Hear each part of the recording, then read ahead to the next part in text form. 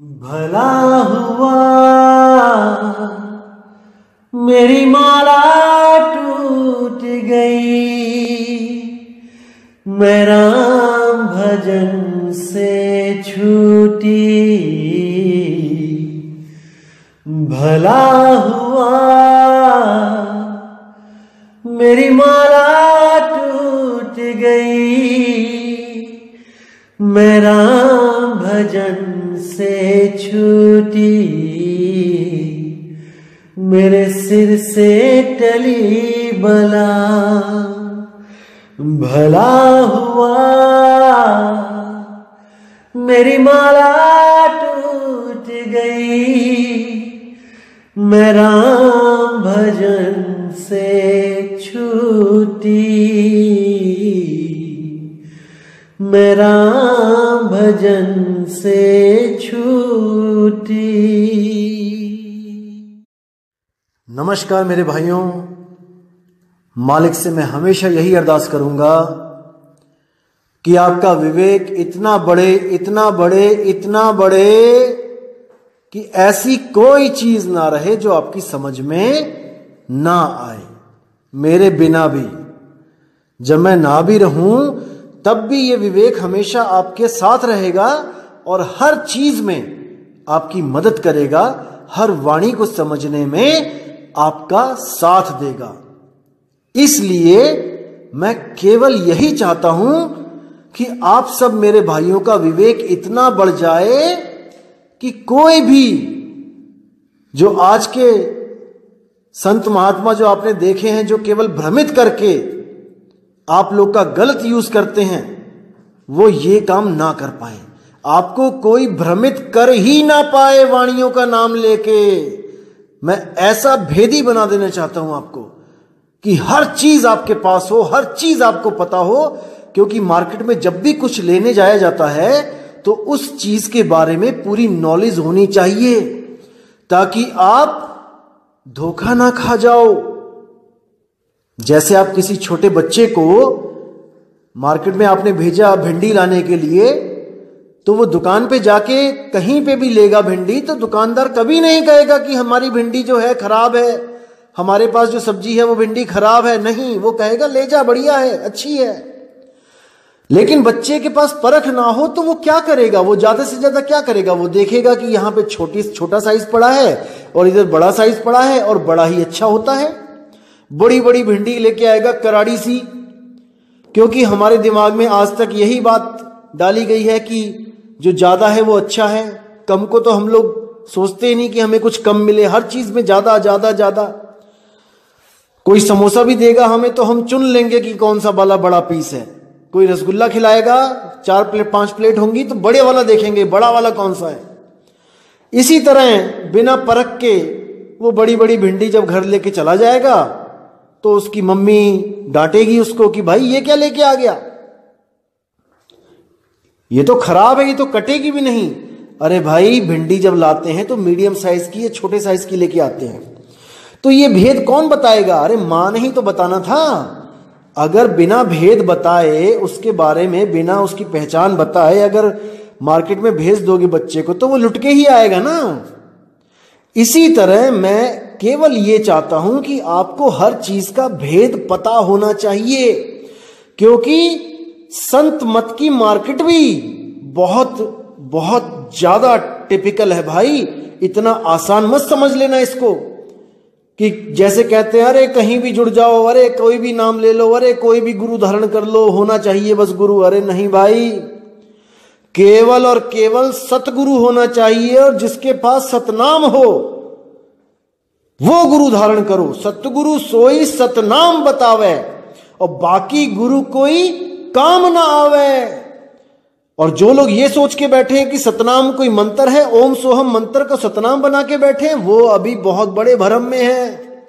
और उनका भ्रम परमात्मा करे जल्दी इस भ्रम से बाहर निकले और सत्य से रूबरू हों। अरे भाई, ओम काल का नाम है, सोहम परमात्मा का नाम है नहीं, तो फिर वो सतनाम कैसे हुआ? सतपुरुष का ही तो सतनाम है। अरे सत श्री अकाल का नाम ही सतनाम है, इसको समझो। तो मेरे भाई आज बात करेंगे कबीर साहब की एक बहुत ही प्यारी वाणी है, उस वाणी पे खुलासा करेंगे वाणी का, और जो आज तक आपको भ्रमित किया गया है उस वाणी के नाम पे, आज उसको बिल्कुल सही कर देंगे। एक एक चीज क्लियर हो जाएगी कि वाणी कहती क्या है। तो पहले वाणी का नाम जानेंगे क्या है। वाणी है साधो ये मुर्दों का गांव। कबीर साहब की बहुत प्यारी वाणी है। तो क्या कहती है वाणी? साधो ये मुर्दों का गांव। कबीर साहब कह रहे हैं कि जिस गांव में हम लोग रह रहे हैं, हम लोग वो नहीं, जहां पे हम लोग रह रहे हैं, ये 3 लोग का जो गांव है ये मुर्दों का गांव है। यानी कि यहां पर लाशें रह रही हैं। जहां पे भी आप नजर मारोगे आपको एक जिंदा लाश दिखाई देगी। जिंदा लाश का मतलब क्या है कि एक शरीर दिखाई देगा जो है तो लाश, लेकिन केवल और केवल जीव के सटे होने के कारण, उस आत्मदेव के सटे होने के कारण ये आपको जीवित दिखता है कि जैसे ये जिंदा है। देखो सांस ले रहा है, देखो चल रहा है, देखो पलके झपक रहा है, देखो खा रहा है, पी रहा है। ये लाश केवल तब तक जिंदा है भाई जब तक आत्मदेव का साथ है, जब तक सुरती में इसमें खेल रही है। और जैसे ही सुरती निकल जाएगी ये एक लाश की ढेरी जमीन पे गिर पड़ेगी। तो क्या कहते हैं? साधो ये मुर्दों का गांव, पीर मरे पैगंबर मरी हैं जिंदा जोगी। कि बड़े बड़े पीर औलिये यहां पे आए, बड़ा बड़ा प्रचार किया उन्होंने, बड़ी बड़ी संगतें इकट्ठी करी, लेकिन वो भी मारे गए, कोई नहीं बचा। पीर मरे पैगंबर मरी हैं जिंदा जोगी। ऐसे ऐसे जोगी, भोले शंकर जैसे, पतंजलि योगी जैसे बड़े बड़े ऋषि मुनि जो योग करते थे, श्वासों की साधना करते थे, श्वासों को रोकते थे ताकि श्वासा खर्च कम हो और हमारी उम्र बहुत लंबी हो जाए, तो वो भी नहीं बचे। वो भी सब इस दुनिया को छोड़ के अपने अपने धाम को चले गए। फिर कहते हैं राजा मरी हैं, प्रजा मरी हैं वैद और रोगी। क्या राजा, क्या प्रजा, क्या डॉक्टर, क्या मरीज, सब के सब मरेंगे, सब मरेंगे, क्योंकि ये साधो ये मुर्दों का गांव, ये गांव ही मुर्दों का है भाई।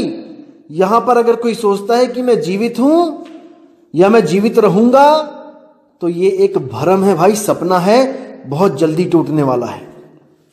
इसलिए इस सपने के टूटने से पहले पहले उस सत्य को जान लो, ताकि जब ये सपना टूटे तो तुम्हारी सुरती उस सत्य में समा जाए, उस सतनाम में समा जाए, उस सतपुरुष में समा जाए, उस सार शब्द में समा जाए, जिससे आपको दोबारा किसी सपने में ना जाना पड़े। नहीं तो आपको बार बार यही सपना आएगा और बार बार एक जीवन में आओगे और बार बार मर के महादुख पाओगे। तो इसको समझो। आगे क्या कहते हैं? चंदा मरी है, सूरज मरी है धरनी आकाशा, और 14 भुवन के चौधरी मरी हैं, इन्हू की क्या आशा। यानी कि चंदा, सूरज, ये जितने भी हैं, धरती, आकाश, ये सब ये एक दिन खत्म होंगे, क्योंकि ये एक दिन ऐसा था जब नहीं थे, और जो पैदा हुआ है वो उसका तो नाश होना ही होना है। केवल आत्मदेव के सिवा हर चीज पैदा होती है भाई। ये ब्रह्म भी पैदा होता है, निराकार भी पैदा होता है। उस आत्मदेव के अलावा हर चीज मरेगी, कोई बचाने वाला नहीं है। साइंस भी कहती है कि धीरे धीरे धीरे चांद और सूरज, ये सब इनकी उम्र घट रही है। एक दिन ऐसा आएगा जब ये भी नहीं होंगे। कई अरबों खरबों तारे जो कभी अस्तित्व में थे आज वो नहीं हैं। कई ऐसे डायनासोर, ऐसे प्राणी जो यहां पे धरती पे थे आज वो नहीं हैं। धीरे धीरे धीरे हर चीज बदल जाती है, हर चीज खत्म होती है, सिवाय आत्मदेव के। वो अजन्मा है, वो शाश्वत है, उसकी खोज करनी है। फिर कहते 14 भुवन के चौधरी मरी हैं, इन्हू की क्या आशा। 14 भुवन के चौधरी कौन? 7 स्वर्ग और 7 नरक। इन 14 भुवन के चौधरी ये भी एक दिन मरेंगे। इनकी क्या आस करूं मैं? नहीं, साधो ये मुर्दों का गांव, साधो ये मुर्दों का गांव। अब कहते हैं 9 मरी है, 10 मरी है सहस 88 और 33 कोट देवता मरी हैं बड़ी काल की बाजी। 9 मरी हैं यानी कि 9 अवतार जो दुर्गा माता के थे, 9 शक्तिपीठ। ये भी कहते हैं कि ये भी इस दुनिया में आए, अपनी लीला रची और इस दुनिया को छोड़ के चले गए। वो भी नहीं टिक पाए हमेशा के लिए। आज उनकी केवल मूर्तियां हैं, वो नहीं हैं। 10 मरी हैं, जो 10 अवतार हुए हैं वो भी एक दिन मरेंगे। सब आए यहां पर, अपनी अपनी लीला रची और यहां से सब चले गए। 9 मरी हैं, 10 मरी हैं सहस 88। सहस 88 ऋषि मुनि आए, वो भी अपना अपना कर्म करके इस दुनिया से चले गए। आगे कहते हैं 33 कोट देवता मरी हैं और बड़ी काल की बाजी। आप गीता का जो 11वां अध्याय पढ़ेंगे, उसमें जब विराट रूप दिखाया गया अर्जुन को, तो उसमें देखिए क्या लिखा है। अर्जुन कहता है, हे महाराज, आपके बड़े बड़े दांत, बड़ी बड़ी आंखें, मुंह खुला हुआ, इनको देख के मैं भयभीत हो रहा हूं महाराज, मुझ पर दया करो, आप कौन हो? तब वो बोला कि मैं कालों का काल महाकाल हूं। और अर्जुन जब वहां पे गवाही देता है कि मैं आपके मुंह के अंदर बड़े बड़े ऋषि मुनियों को, देवी देवताओं को प्रवेश करता हुआ देख रहा हूं और आप उनके सिरों को चूर्णित कर रहे हैं, चूरा बना रहे हैं, खा रहे हैं। तो उसी की गवाही देते हुए कबीर साहब यहां पे लिख रहे हैं कि 33 कोट देवता मरे हैं और बड़ी काल की बाजी। वो जो काल है वो किसी को नहीं बख्शता। यहां पे कोई भी अमर नहीं है, नहीं है, नहीं है। अगर कोई अमर होता तो आज भी वो यहां पे हमें दिखाई दे रहा होता। युगों युगों से कोई भी अमर नहीं हुआ। हां, एक काम जरूर हुआ है कि उम्रें लंबी हुई हैं। कुछ लोग आप देखोगे जो द्वापर में भी दिखेंगे आपको कहानी में, और त्रेता की कहानी में भी आपको दिखाई देंगे, जैसे परशुराम हैं। तो ये लोग सिद्ध साधक होते थे और ये लोग जो हैं ये वैज्ञानिक होते थे, ये केमिस्ट्री पे बिलीव रखते थे और इन्होंने कुछ तत्वों के द्वारा उनकी जो एटॉमिक संरचना होती थी उस पे वो लोग रिसर्च करते थे और उनके द्वारा लिखे हुए बड़े बड़े ग्रंथ आज भी यहां पे मौजूद हैं। कोई अमेरिका ले गया, कोई जापान ले गया और वो लोग इस पे सर्च कर रहे हैं, रिसर्च कर रहे हैं। मुझे एक भाई मिला जब मैं भ्रमण पे था, तो आगरा का रहने वाला है वो, और वो मरकरी पे रिसर्च कर रहा है कि मरकरी के द्वारा ऐसा केमिकल बना रहा है वो, जिसको यूज करने के बाद जितनी उम्र मरकरी की होती है उतनी ही उम्र इंसान की हो जाएगी। लगे हुए हैं सब। ऋषि मुनियों ने सोने के साथ, सोने का उसको जला के भस्म बनाया और उससे वो कई कई युगों तक जीवित रहे, कई कई सालों तक, हजारों वर्षों तक जीवित रहे। तो ये सब केमिस्ट्री है भाई। ये शरीर भी तत्व है, केमिकल से बना है, और वो भी तत्व है, केमिस्ट्री से रिलेटेड है। तो वैज्ञानिक तौर पे वो लोग कई कई हजार साल रहे, लेकिन अमर यहां पे कोई नहीं हुआ, कोई नहीं हुआ। लेकिन आत्मा सबकी अमर है। एक चूहे की, बिल्ली की, कॉकरोच की भी अमर है भाई। उसको कोई नहीं मार सकता, उस जीव को कोई नहीं मार सकता। वो हमेशा के लिए जीवित है। बस भ्रम है उसको कि हाय मैं मर गया, बस भ्रमता फिर रहा है। उसी भ्रम को तोड़ने के लिए सतगुरु बंदी छोड़ इस दुनिया में आते हैं और अपना नाम नहीं जपवाते कि मेरी पूजा करो, जैसे बाकी जितने भी आते हैं यहां पे सब यही कहते तू मेरी शरण में आ जा, तू मेरी शरण में आ जा। कृष्ण जी भी अर्जुन को जब ज्ञान देने लगे तो 3रे अध्याय में उन्होंने बोला कि हे अर्जुन, जो आत्मा में स्थिर हो जाता है, जो आत्मा में आनंद लेता है, उसके लिए कोई कर्तव्य नहीं है, कोई पूजा पाठ व्रत नेम, कोई यज्ञ तप कुछ नहीं है। अरे वो तो स्वयं ही मुक्त है। लेकिन जब देखा कि अर्जुन नहीं समझ पा रहा है इनको, तो उनको ये बोलना पड़ा कि तू मेरी शरण में आ जा। अगर तू आत्मज्ञान को प्राप्त नहीं कर पा रहा है, तू मेरी शरण में आ जा, मैं तुझे अपने लोक को ले चलूंगा, ब्रह्म लोक को ले जाऊंगा मैं। वहां पे कुछ समय बिताने के बाद तुझे वापिस इस दुनिया में आना पड़ेगा, लेकिन कुछ तो ऐश्वर्य भोगेगा ना भाई मेरे लोक में, क्योंकि वो उसका बहुत प्रिय था। इसलिए जो आत्मज्ञानी होता है वो किसी लोक में नहीं जाता है, वो अपनी आत्मा में स्थित हो जाता है। समझो इस चीज को। साहिब कहते हैं लोक अलोक शब्द है भाई, और जिन जाना तिन संशय जाई। वो लोक अलोक वो शब्द ही है। जब गुरु आपको शब्द का लखाव करते हैं तो आपकी अपनी सुरती को शब्द में ही लगाया जाता है, खुद के शब्द में, अपने ही शब्द में आपने अपनी सुरती लगानी है। आपा खोए आपको चीन है, तब पावे पद निर्वाणा। समझो इस बातों को। किसी की पूजा नहीं करनी है भाई, किसी की नहीं पूजनी है। अरे जो आत्मा आपके पास है वही आत्मा उसके पास है जिसकी आप पूजा कर रहे हो। या तो कम और ज्यादा है, फिर बताओ। जैसे आप भगवान राम की पूजा करते हो तो उनके पास भी तीन चीजें हैं। उनके पास क्या है? एक तन है, एक मन है और एक उनकी आत्मा है। यही तीन राम हैं, तीन राम व्यवहार है। तन मन आत्मा सबके पास है।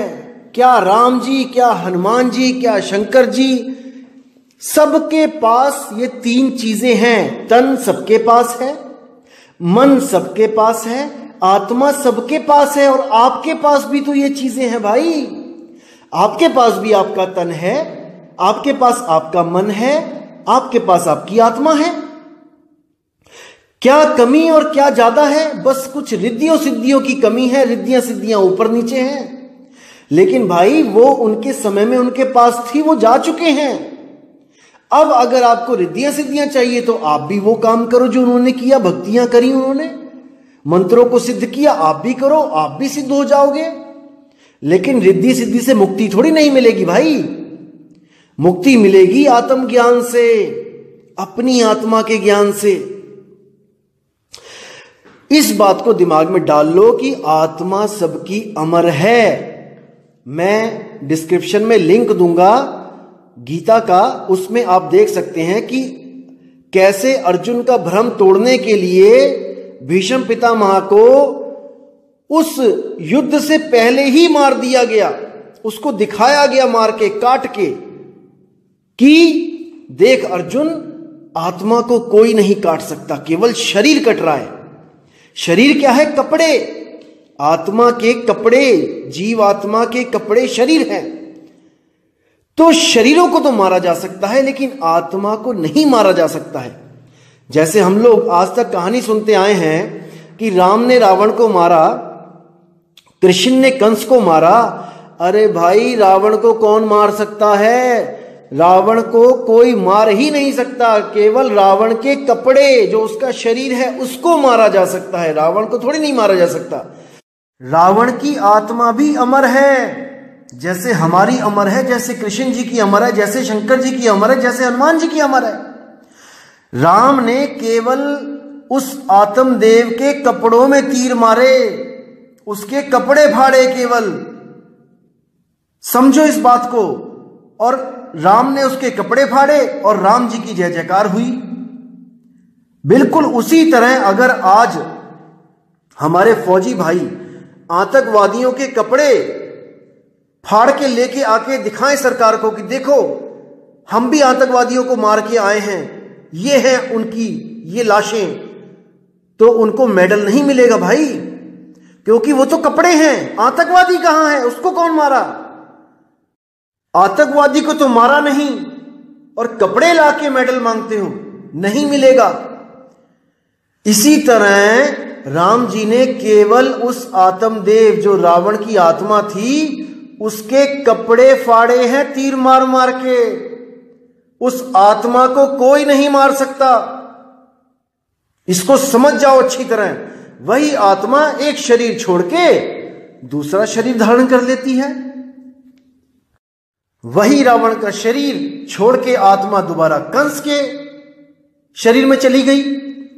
क्योंकि आपको पता होगा कि ये जो द्वारपाल थे विष्णु जी के, जिनको ये श्राप मिला था सनक सनंदन ऋषियों के द्वारा, जो अपनी ड्यूटी बखूबी निभा रहे थे द्वारपाल खड़े दो, और सनक सनंदन जब स्वर्ग में मिलने गए विष्णु जी से तो उन्होंने उनको रोक लिया कि आप नहीं जा सकते, विष्णु जी की आज्ञा है कि कोई नहीं आ सकता बिना पूछे।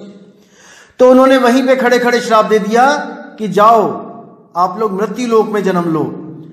अब जब श्राप दे दिया तो बड़ी उनको हैरानी हुई कि बताओ, हम तो इतनी ईमानदारी से अपना फर्ज निभा रहे थे, हम किसी को भी बिना आज्ञा के अंदर नहीं भेज रहे थे, क्योंकि विष्णु जी की आज्ञा है कि बिना हमारी आज्ञा के कोई अंदर ना आ पाए।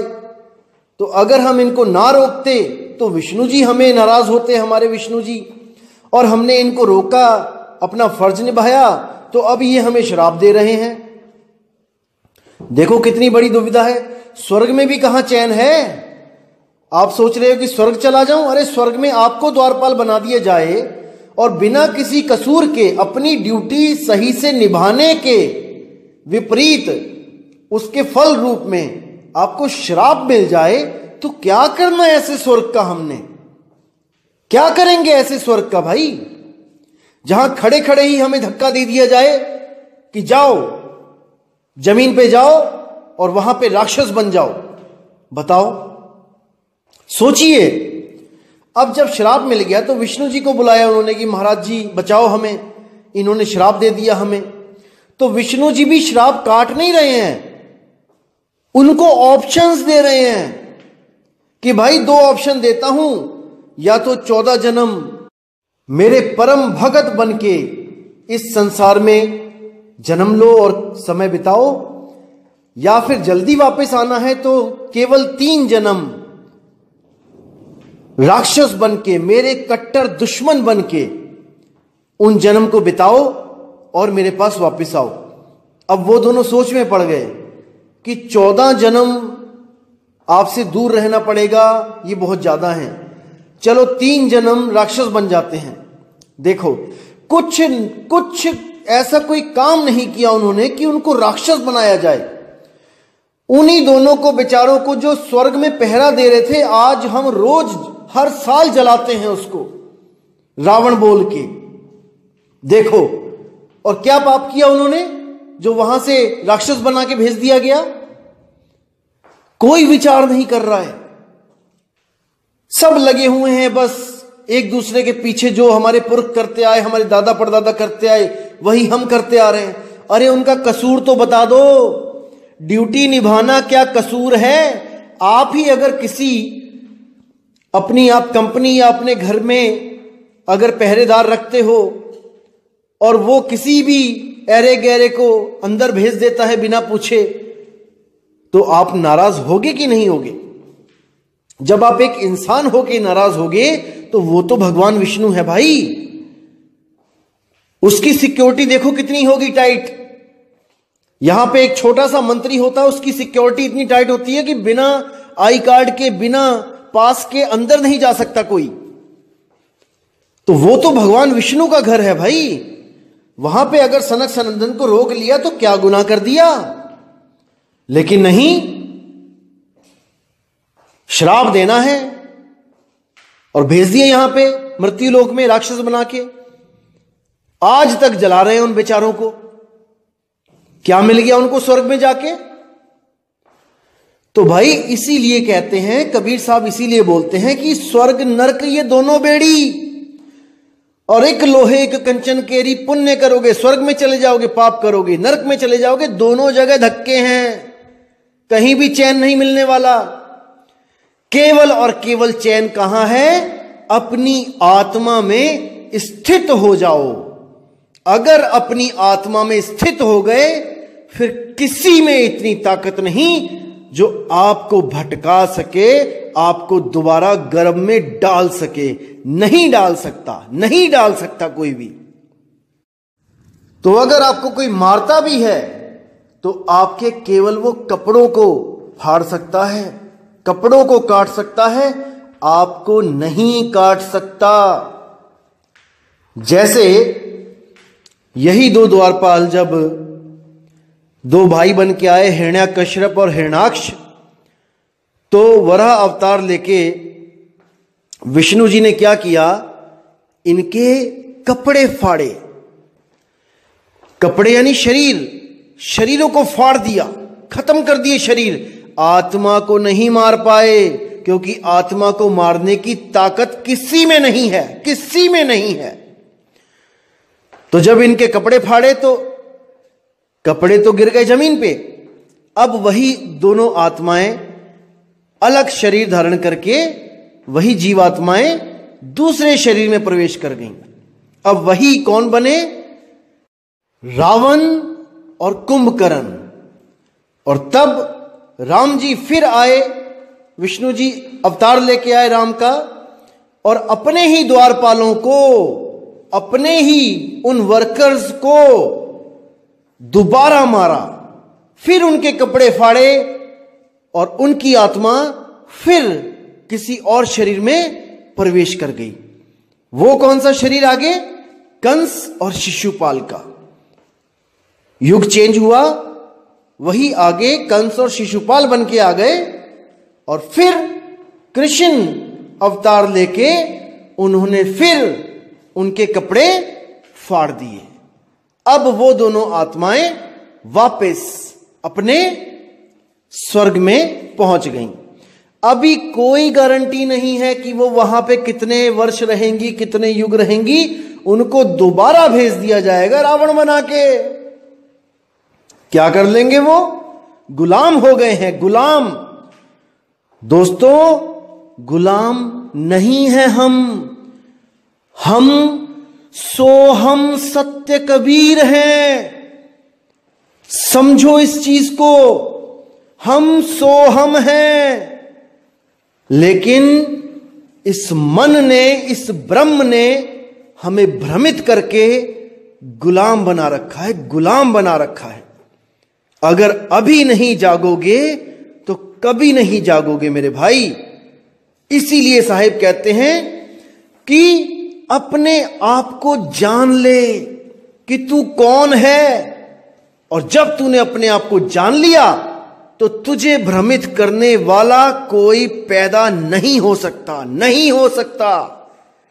तो इसलिए मेरे दोस्त, मेरे भाई, आत्मज्ञान में आ जाओ, आ जाओ आत्मज्ञान में। छोड़ दो बाकी सब अक्षरों का ज्ञान, श्वासों का ज्ञान, तत्वों का ज्ञान, सबको छोड़ दो। केवल आत्म ज्ञान में स्थित हो जाओ। वही एक लक्ष्य बनाओ अपना, अपनी सुरती को टिकाने का, और वो हमेशा के लिए मुक्त वहीं पे जाके होगी। तो साहिब आगे क्या कहते हैं, नाम अनाम अनंत रहत है, दूजा तत्व न कोई, और कहे कबीर सुनो भाई साधो, भटक मरो मत कोई। तो साहिब साफ कहते हैं कि नाम अनाम, कि वो जो नाम है जो अनंत रहता है, जिसको सत नाम कहते हैं, जिसको परमात्मा का नाम कहते हैं, जिसको बाबा नानक कहते हैं नाम बिना सब कूड़ पसारा। उस नाम के बिना सब कूड़ है, हर चीज कूड़ है, हर चीज का नाश हो जाएगा। केवल नाम अमर है। इसलिए बोला जाता है राम से बड़ा राम का नाम।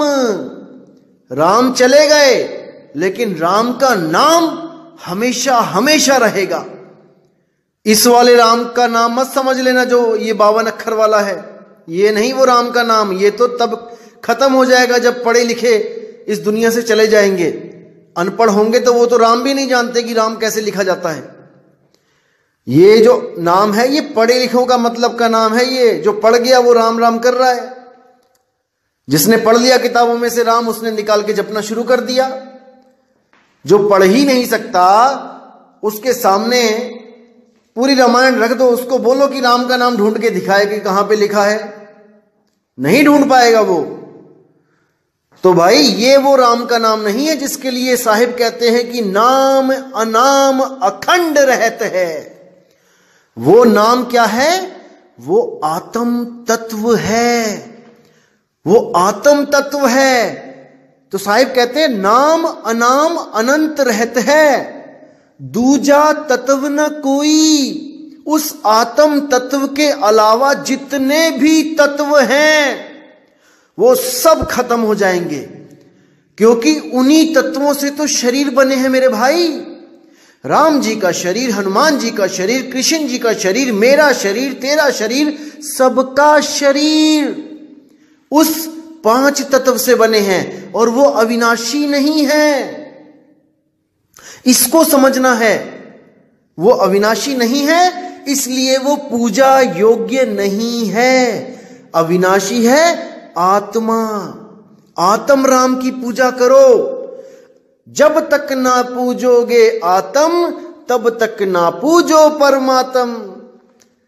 जब तक उस आत्म राम की पूजा नहीं करोगे, जब तक उस परमात्म राम की पूजा कर ही नहीं सकते, कर ही नहीं सकते, क्योंकि पता ही नहीं चलेगा वो है कैसा। पूजेंगे तो बाद में, पहले पता तो लगे कि पूजा करनी किसकी है। तो आगे कहते हैं कि कहे कबीर सुनो भाई साधो, भटक मरो मत कोई। कि मेरे भाई, आप हिंदू हो, मुसलमान हो, सिख हो, ईसाई हो, कबीर पंथी हो, नानक पंथी हो, घीसा पंथी हो, दादू पंथी हो, कोई भी पंथी हो, इससे कोई फर्क नहीं पड़ता। सत्य सबके लिए एक है, सत्य एक है। कोई ये ना सोच के बैठे कि कबीर पंथी अपने आप को ऊंचा होने के लिए हम लोग को नीचा बता रहे हैं। नहीं मेरे भाई, वो नाम आपका भी अखंड है, वो नाम मेरा भी अखंड है, लेकिन हमने उस नाम को प्राप्त करना है, ना कि ओहम सोहम को जपना है। समझो इन बातों को। एक जन्म मिला है मेरे भाई, अगर इसमें नहीं विवेक लगाया तो 84 लाख में भ्रमण करना पड़ जाएगा, इतना समझ लो। तो इसलिए मैं कह रहा हूं मेरे दोस्त, मेरे भाई, कि हमने उस तत्व को ढूंढना है जो अनंत रहता है। नाम अनाम अनंत रहत है। इसको आप ऐसे मान के रखो कि आत्म तत्व अनंत रहत है, दूजा तत्व ना कोई। कहे कबीर सुनो भाई साधो, भटक मरो मत कोई। वो अनाम है, नाम अनाम, उसका कोई नाम नहीं है। कोई कहे कि उसका नाम ओम सोहम है तो नहीं है, कोई कहे कि उसका नाम कृष्ण या कबीर है तो नहीं है, कोई कहे उसका नाम नानक या दादू है, नहीं है, उसका कोई नाम नहीं है, लेकिन उसके ही सारे नाम हैं। इसको जानो, इसको समझो, क्योंकि हम लोगों ने उस तत्व के अनंत नाम रख दिए हैं। अरे कृष्ण कबीरा एक हैं, कहन सुनन में दो, और दो करके वो जानते जिन्हें सतगुरु मिला ना हो। वो सतगुरु जब मिलता है वो आत्म ज्ञान देता है। कृष्ण में भी आत्मा है, राम में भी आत्मा है, मुझ में भी आत्मा है, आप में भी आत्मा है। हमने एक दूसरे की पूजा नहीं करनी है, हमने उस आत्म राम की पूजा करनी है, आत्म राम की पूजा करनी है मेरे भाई। उसी को प्राप्त करने पर आपकी सुरति स्थिर हो जाएगी, एक जगह टिक जाएगी। उसके बाद ये जितना भी 84 का भ्रमण है ये हमेशा के लिए खत्म हो जाएगा, हमेशा हमेशा के लिए। सोच के देखो एक बार कि आप मुक्त हो गए हो, मुक्ति मिल गई है, वाह क्या बात है। अरे इंसान जन्म तक में हमें सुख नहीं मिल रहा है, 84 में तो ऐसा दुख है कि सोच भी नहीं सकते, सोच भी नहीं सकते। जंगलों में शेरों के बीच में पैदा हो जाओगे हिरन बनके, भाई भगा भगा के मारेंगे और कोई बचाने वाला नहीं होगा। जो कोई खड़ा भी होगा तो वीडियो बना रहा होगा आपकी। देख लो नेशनल ज्योग्राफिक चैनल्स में क्या हो रहा है, डिस्कवरी में क्या होता है। गाड़ियों में इंसान खड़े होते हैं, शेर उनके सामने पकड़ लेता है हिरन के बच्चे को, लेकिन वो बचाते नहीं है, वो फोटो खींचते हैं केवल। तो मेरे भाई उस समय को याद करो जब 84 में चले जाना है, बिना भक्ति के, बिना उस सच्चे शब्द के। तो उससे पहले मेरे भाई उस शब्द की परख कर लो, परख लो कि तुम्हारे गुरु ने तुम्हें कौन सा नाम दिया है, क्योंकि कोई भी गुरु ये नहीं बोलेगा कि वो अधूरा है। ये आप देखोगे, आप परख करोगे कि मेरे गुरु के पास किस नाम का, किस शब्द का भेद है। क्या 5 नाम है, क्या 3 नाम है, या 1 नाम भी है तो क्या वो बोलने वाला है? 52 अक्षर नाम है जो तब पैदा हुआ है जब ये 52 अक्षर पैदा हुए हैं। तो मेरे भाई कल्याण नहीं होगा, नहीं होगा। ऐसा नाम चाहिए जो अनाम है, अनंत है, अनादि है। ये दुनिया भी नहीं बनी थी तब भी वो नाम था। उस नाम की बात करते हैं संत महात्मा, उसको जानना है। तो दोस्तों मैं पूरा विवेक आपको देना चाहता हूं, हर चीज आपको क्लियर करना चाहता हूं कि कोई भी अधूरा गुरु आपको भ्रमित ना कर पाए, आपकी जिंदगी के साथ खिलवाड़ ना कर पाए।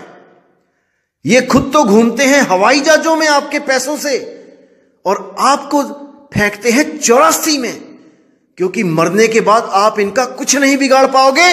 जीते जी पकड़ो इनको, जीते जी अभी पकड़ो इनको कि ये कितने पानी में है, ये कितने ज्ञानी है, ये किस शब्द के भेदी हैं। अभी पकड़ो इनको, तुम एक बार निकल जाओगे शरीर से, मौत हो जाएगी, इनका कुछ नहीं बिगाड़ पाओगे मेरे भाई। अभी इनको आईना दिखा दो कि तुम क्या नाम लेके गुरु बने हुए हो। अभी मौका है, फिर नहीं मिलेगा। तो दोस्तों इसी के साथ मैं विदा चाहूंगा और मैं परमात्मा से अरदास करूंगा कि आपको इतना विवेक दे, इतना विवेक दे कि कोई आपको मूर्ख ना बना पाए। अरे बहुत बन लिए, युगों युगों से बनते ही आ रहे हैं। अब नहीं, अब नहीं, अब नहीं, अब नहीं। तो मेरे प्यारे भाइयों, अब मैं आपसे विदा चाहूंगा। जय गुरु बंदी छोड़ वैराग साहिब जी की, जय गुरु बंदी छोड़ मदन साहिब जी की, जय जय गुरु बंदी छोड़ सतगुरु सत्य कबीर साहिब जी की सदा ही जय हो, सदा ही जय हो। साहिब बंदगी सतनाम, सतनाम।